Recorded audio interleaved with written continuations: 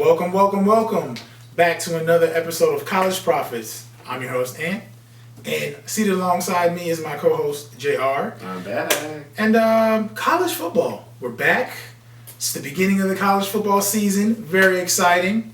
Hope for everybody. Well, most of the teams. I won't be a Debbie Downer today, I promise. So on a positive note, let's discuss something that a couple of other schools have kind of like, cringed at.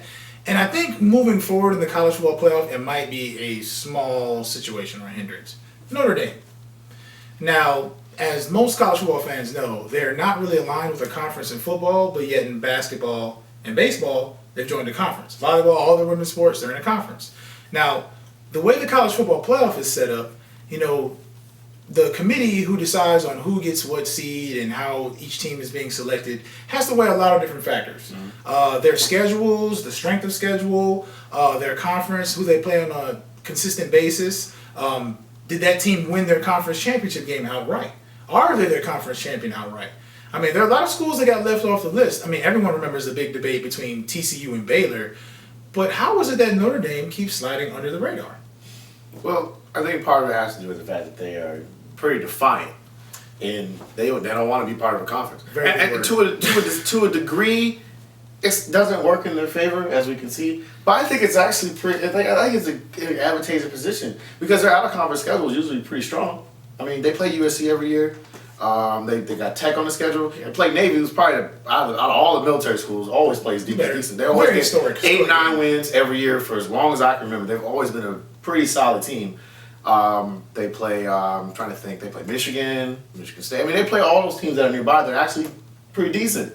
So it's like you would look at the schedule, you think, well, technically these guys are Big Ten school, which you hopefully they've joined. Right. They've been trying to get in. Big East even tried because it was at the time they were lined up with Big East for basketball and baseball. Right. But the thing is, with Notre Dame, it's compelling in a way. But at the same time, it's just an act of defiance in the sense that this is what we do. This is what we've always been. We're not going to change.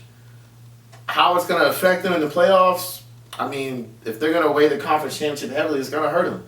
But that also means they have to try that much harder in every other aspect. They can't lose any bad games. Exactly. It means you have to beat a USC. Exactly. You have to beat a Michigan State. Exactly. You have to beat a Georgia Tech. That probably the best team in the ACC, whatever that means. Right. I mean, I it's think a lot. It's a very slippery slope, so to speak. I mean, because, like you said, it's a very advantageous position for them to be in.